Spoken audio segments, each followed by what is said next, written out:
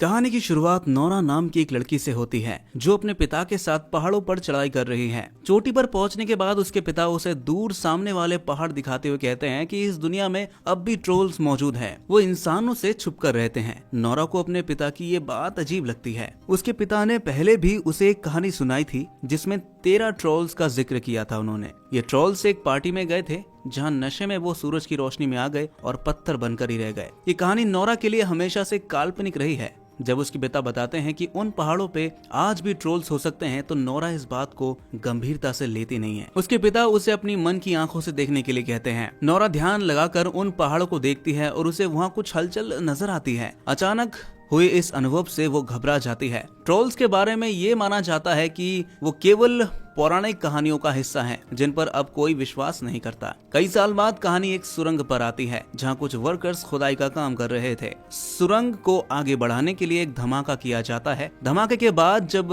Workers सुरंग के अंदर प्रवेश करते हैं तो कुछ अजीब होता है। उनकी ओर एक विशाल चीज बढ़ती है जिससे वो डर कर भाग जाते हैं। ये घटना चर्चा का विषय बन जाती है। मिलिट्री कमांडर इस मामले की तहकीकात करने के लिए एक महत्वपूर्ण मीटिंग बुलाते हैं। इस मीटिंग में नोरा को भी बुलाया जाता है। अब तक नोरा एक वैज्ञानिक बन चुकी है जो प्राचीन जीवों और उनके इतिहास पर रिसर्च करती है। मीटिंग के दौरान सुरंग के पास की फुटेज सबको दिखाई जाती है। ज्यादा लोग इसे प्राकृतिक तूफान का परिणाम ही मानते हैं, लेकिन नोरा कहती है कि हेलीकॉप्टर से ली गई फुटेज में बहुत बड़े पैरों के निशान दिख रहे हैं। उसकी इस बात पर कई लोग हंसते हैं और इसे अनदेखा कर देते हैं। तभी एक लड़की सुरंग से नए वीडियो फुटेजेस की जानकारी देती है। जब ये फुटेज सबके सामने आती है तो सभी हैरान रह जाते हैं। उसमें एक विशाल प्राणी स्पष्ट नजर आ रहा था जो किसी भी इंसान से परे है। दूसरे सीन में नदी के किनारे एक बूढ़ा जोड़ा डाइनिंग टेबल पर बैठा होता है। उनका पालतू कुत्ता बाहर जोर जोर से भौंक रहा होता है। अचानक उनके घर में तेज झटके महसूस होने लगते हैं। घबराकर वो तहखाने में छिप जाते हैं। कुछ समय बाद जब वो तहखाने से बाहर आते हैं तो देखते हैं कि उनका पूरा घर तहस नहस हो चुका है।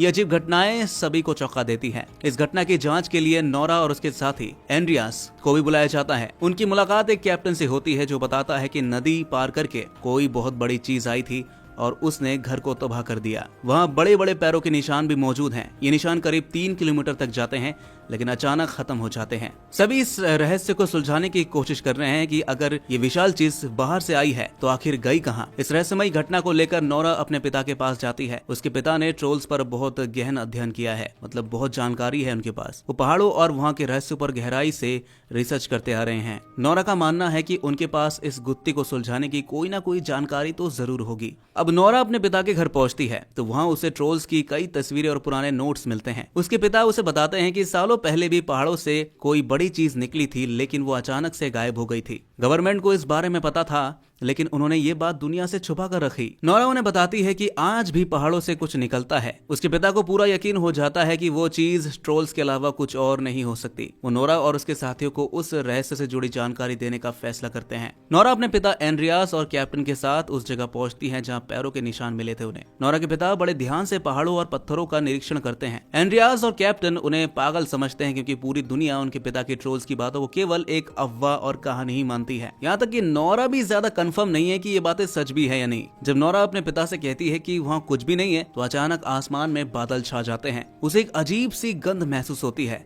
वो पीछे मुड़कर एक बड़े पत्थर को देखती है और उसकी आंख खुल जाती है। तो पत्थर दरअसल एक विशालकाय ट्रोल होता है जो अब उनके सामने खड़ा हो जाता है। चारों लोग अपनी जान बचाने के लिए हेलीकॉप्टर में सवार होकर वहां से भागते हैं। ट्रोल्स की ये घटना रिकॉर्ड की जाती है और मिलिट्री कैंप में बड़े अधिकारियों को दिखाई जाती है। अब सबको यकीन हो जाता है कि ये प्राचीन पौराणिक ट्रोल्स हैं जो इस दुनिया के लिए बड़ा खतरा बन सकता है। नोरा मिलिट्री कैंप पहुंचती है और कहती है कि वो इस प्राणी का और अध्ययन करना चाहती है। हालांकि प्रधानमंत्री का मानना है कि अध्ययन करने का समय ही नहीं बचा क्योंकि ये क्रिएचर बहुत बड़ा खतरा बन सकते हैं। वो निर्णय लेते हैं कि अब मिलिट्री इस ट्रोल को खत्म कर देगी। कैप्टन अपनी टीम के साथ ट्रोल पर हमला करने की तैयारी करता है। नोरा अपने पिता और एंड्रियास के साथ जाने की अनुमति मांगती है। कैप्टन पहले इस पर आपत्ति करता है लेकिन नोरा के आग्रह के बाद वो उन्हें साथ ले जाने के लिए राजी हो जाता है। वो उस जगह पर घात लगाकर बैठते हैं जहाँ ट्रोल्स के आने की संभावनाएं होती हैं। सभी के दिलों में डर और उत्सुकता का मिश्रण है क्योंकि कोई नहीं जानता कि ये विशाल प्राणी कैसे प्रतिक्रिया करेगा। कुछ ही समय बाद विशालकाय ट्रोल्स उनके सामने आ जाता है। कैप्टन और उनकी टीम ट्रोल्स पर हमला करना शुरू कर देती है। ट्रोल्स इन हमलों से गुस्से में आकर पलटवार करता है। उसके आक्रामक हमले से कई सोल्जर्स मारे जाते हैं और स्थिति नियंत्रण से बाहर हो जाती है। इसी बीच नोरा के पिता ट्रोल्स के सामने आकर उसे शांत करने की कोशिश करते हैं। वो ट्रोल्स से कहते हैं कि वो शांत हो जाए और वादा करते हैं कि उस पर कोई भी हमला नहीं करने करने वाला। ट्रोल्स इंसानों की भाषा समझता है और कुछ देर के लिए रुक जाता है,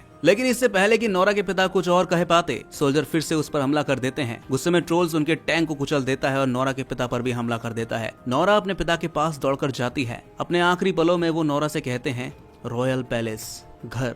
इसके बाद उनकी मृत्यु हो जाती है। नोरा इस घटना से पूरी तरह टूट जाती है। अपने पिता को खोने के बाद नोरा बेहद उदास हो जाती है। बचपन में उसने अपनी माँ को खो दिया था और अब उसके पिता भी नहीं रहे। वो अपने पिता के नोट्स का अध्ययन करती है और ये पता लगाती है कि ट्रोल्स चर्च की घाटियों की आवाज से नफरत करते हैं। यही वजह है कि वो हमेशा चर्चों पर हमला करते थे। नोरा कमांडर से कहती है कि ट्रोल्स को खत्म करने के लिए बम गिराने की बजाय उनके पास एक उपाय है। वो सुझाव देती है कि चर्च की घंटियों का इस्तेमाल करके ट्रोल्स को नियंत्रित किया जा सकता है। प्रधानमंत्री उसे ये मौका देते हैं और नोरा एक योजना तैयार करती है। नोरा हेलीकॉप्टर पर चर्च की घंटियां लगवाती है। ये हेलीकॉप्टर ट्रोल्स के चारों ओर उड़ते हैं। घंटियों की आवाज से ट्रोल्स बेकाबू हो जाता है और हेलीकॉप्टर पर हमला कर देता है। एक समय ऐसा आता है जब एक बच्चे की जान खतरे में बढ़ जाती है। हैरानी की बात तो ये है कि ट्रोल्स बच्चे को बचा लेता है। ये देखकर पूरी दुनिया हैरान रह जाती है। जब ट्रोल्स उस हेलीकॉप्टर को देखता है जिसमें नोरा होती है तो वो शांत होकर वहां से चला जाता है। हालांकि नोरा ने ट्रोल को शांत करने की कोशिश जरूर की, लेकिन वो पूरी तरह सफल नहीं हो पाई। सरकार इसे एक बड़ा खतरा मानते हुए निर्णय लेते हैं कि ट्रोल्स को मिसाइल से खत्म कर दिया जाए। इसके लिए पूरे शहर को खाली करवाया जाता है। नोरा इस फैसले से असहाय महसूस करती है, यानी कि वो इसके अगेंस्ट थी और समझ नहीं पाती कि अब करना क्या है। तभी उसे अपने पिता के आखिरी शब्द यानी रॉयल पैलेस, वो घर याद आता है। वो इन शब्दों का अर्थ समझने की कोशिश करती है और अपने साथी एंड्रियस के साथ किंग पैलेस जाने का फैसला करती है। किंग पैलेस पहुंचने पर नोरा और एंड्रियस की मुलाकात किंग के चीफ मिनिस्टर से होती है। चीफ मिनिस्टर उन्हें बताता है कि पौराणिक कहानियों के अनुसार जहां किंग पैलेस खड़ा है वहां पहले ट्रोल्स का घर हुआ करता था। वर्तमान राजा के पूर्वजों ने ट्रोल्स को मारकर इस स्थान पर अपना महल बनवाया था। चीफ मिनिस्टर उन्हें एक गुप्त स्थान पर ले जाता है जहाँ बड़े बड़े ट्रोल्स के कंकाल रखे हुए थे। ये देखकर नोरा को यकीन हो जाता है कि उसके पिता की कहानियां सच थी। वो यूवी लाइट का उपयोग करके एक ट्रोल्स की हड्डी को पत्थर में बदलते हुए देखती है। इससे उसे समझ में आ जाता है कि ट्रोल्स को हराने का एक तरीका जरूर है। नोरा कैप्टन से बात करती है और बताती है कि ट्रोल्स को यूवी लाइट से हराया जा सकता है। वो सुझाव देती है कि ट्रोल्स को खुले में लाने और उसे नियंत्रित करने के लिए एक बड़ा यूवी लाइट सिस्टम तैयार करना होगा। नोरा और उसकी टीम ट्रोल्स को आकर्षित करने के लिए एक ट्रोल्स के कंकाल को गाड़ी में बांध देते हैं। ट्रोल्स उस कंकाल की ओर आकर्षित होकर उनकी गाड़ी का पीछा करता है। जब